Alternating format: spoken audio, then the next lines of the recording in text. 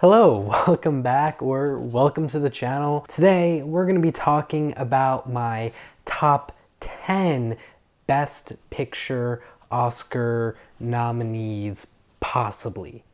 Let's get into it. Before we get into the top 10, I do have 3 honorable mentions I would like to talk about here. I'd just like to say I've never done Oscar predictions, especially not on YouTube, so this is a first for me, and I'm really excited to get into it. I'm really excited to learn more, to research more, and we're starting right now, today.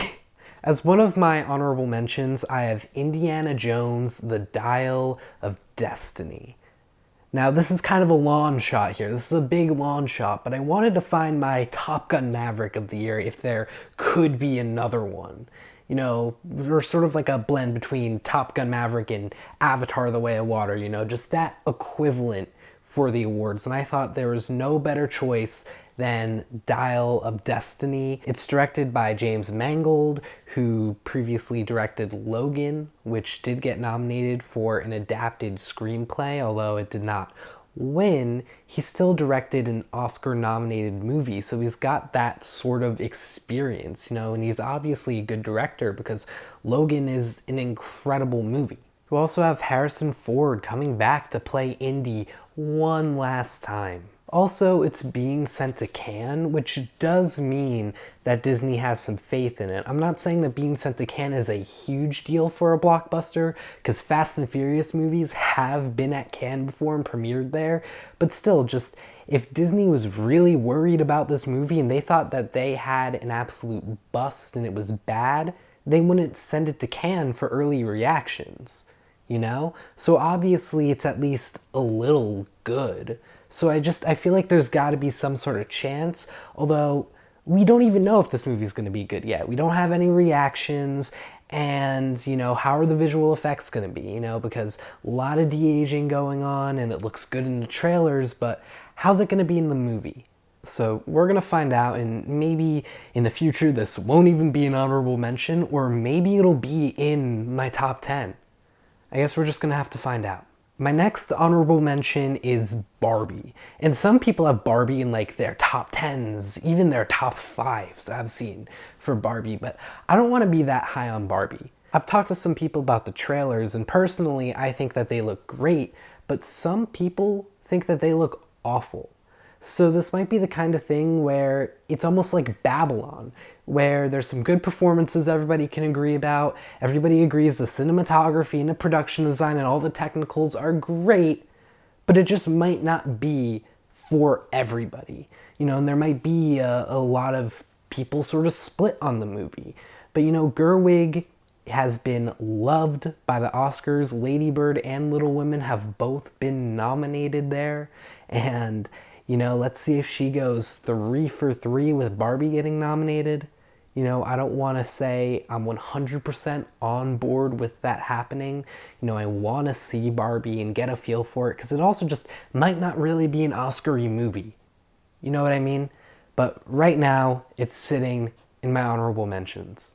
Finally, we have Napoleon. And if Napoleon is good, I think this shoots into like my top 5. The problem is that I don't know if it's going to be good. We had House of Gucci, which we thought was going to be this big Oscar contender, and it wasn't that good. So, how is Ridley Scott's direction nowadays? Maybe it's just not up to par with where it once was when he was doing movies like Gladiator.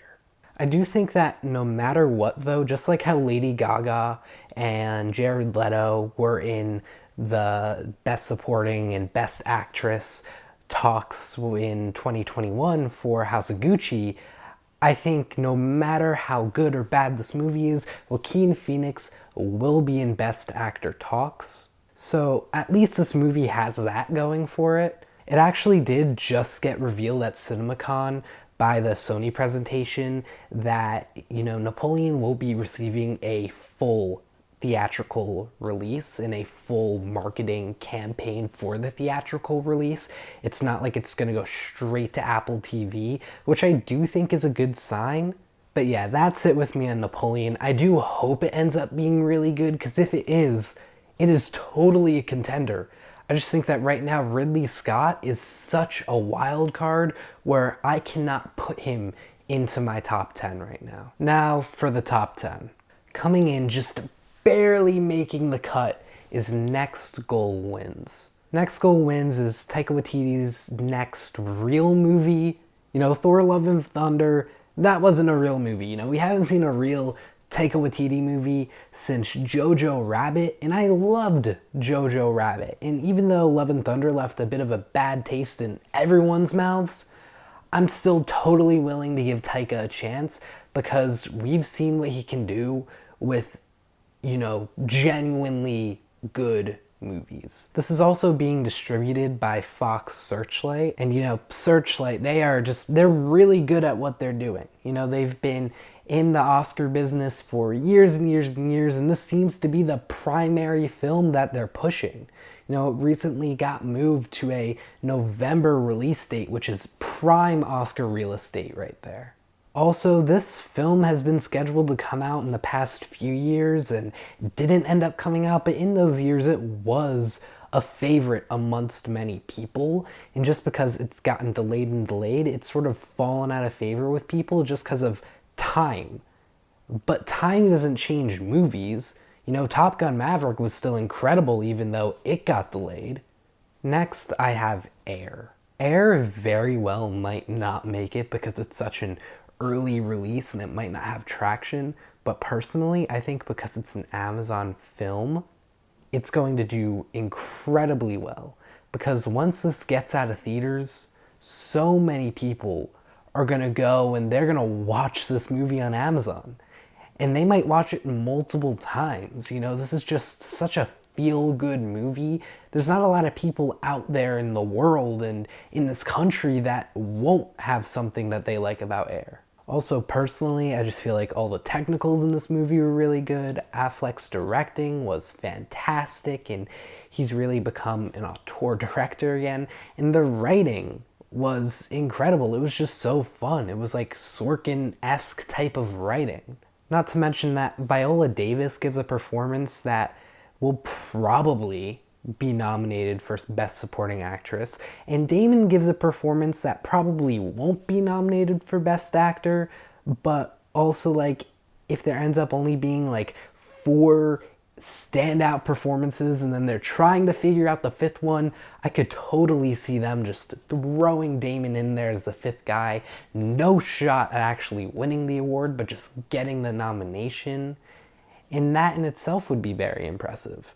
I don't know a lot about these next 2 movies, which is why I have them a little lower than other people have them, but you know, they're still in my top 10 for obvious reasons. So at number 8, we have Saltburn, which was written and directed by Emerald Fennell, who also did Promising Young Woman, and that won a screenplay Oscar.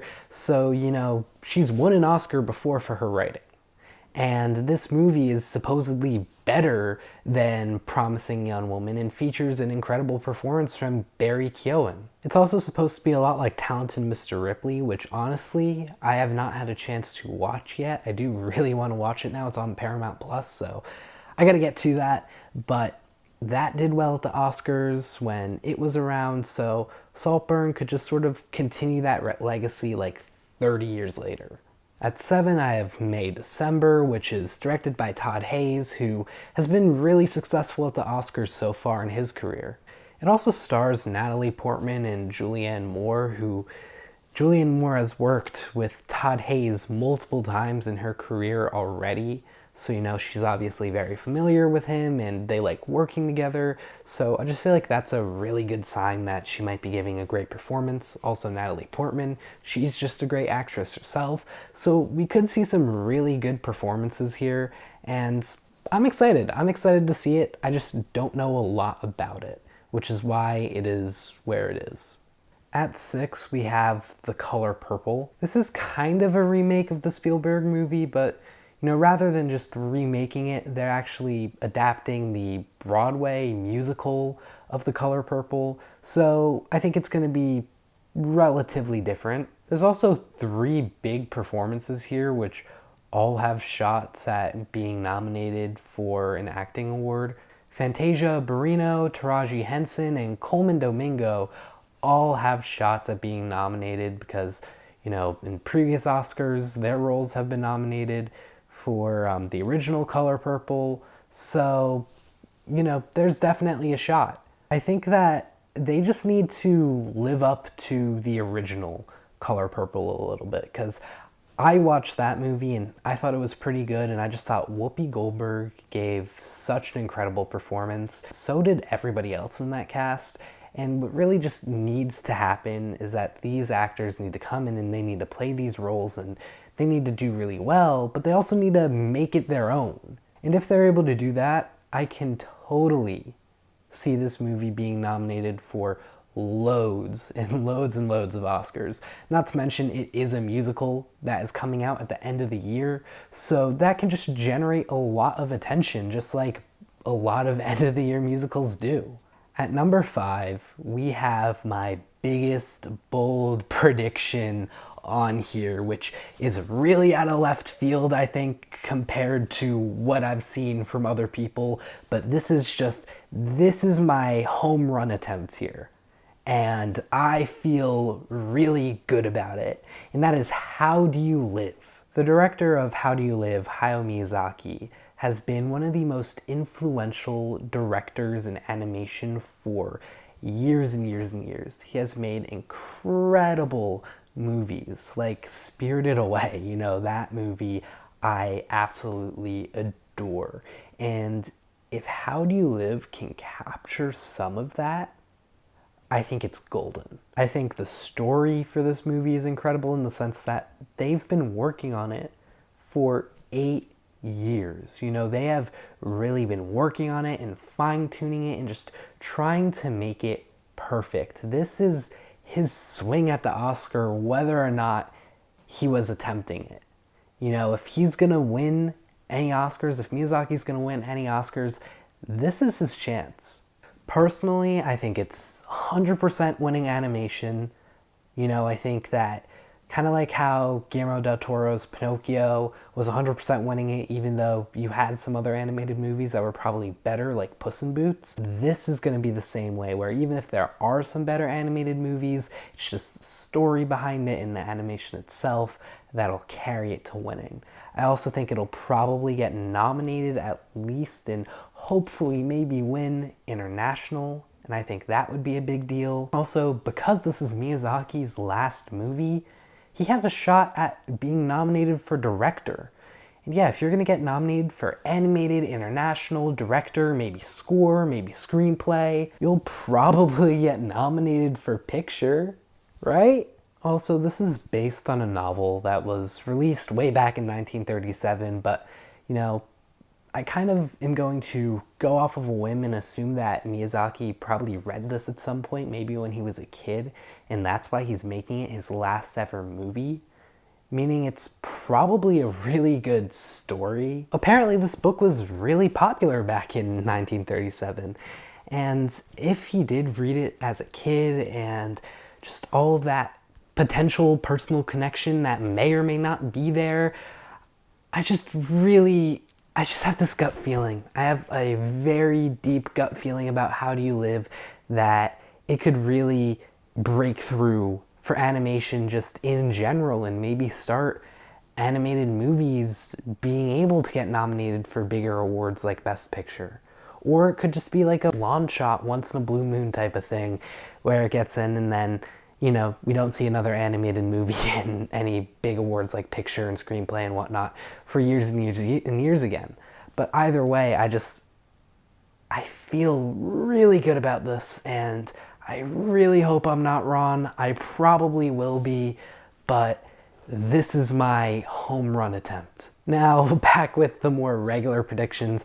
At number 4, we have Past Lives. So Past Lives premiered at Sundance this year, and it had rave reviews. From what I've seen, literally everyone who's seen this movie thinks that it is incredible. And the trailer looked really good, and the performances are apparently like really good as well.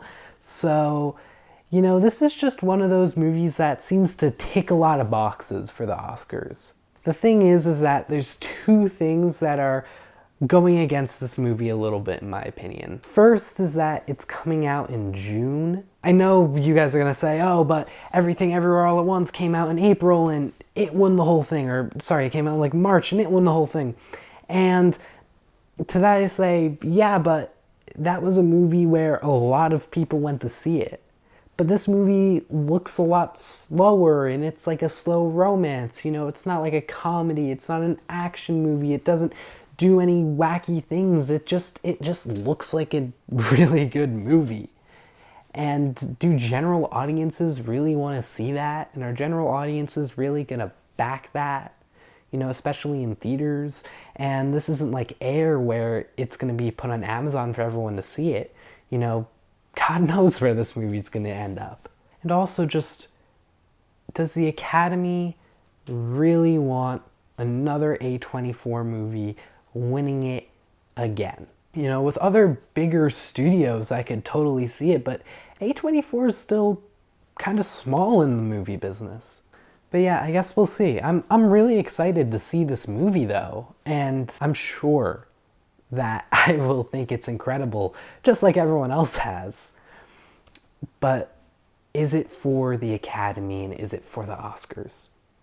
We'll find out. At number 3, we have Killers of the Flower Moon. I'm sure almost all of you know what Killers of the Flower Moon is at this point. You know, it's Scorsese's next big movie. It's also the first movie where Scorsese has gotten his two like main actors in DiCaprio and De Niro and put them in the same movie, which has a lot of people, including myself, very excited.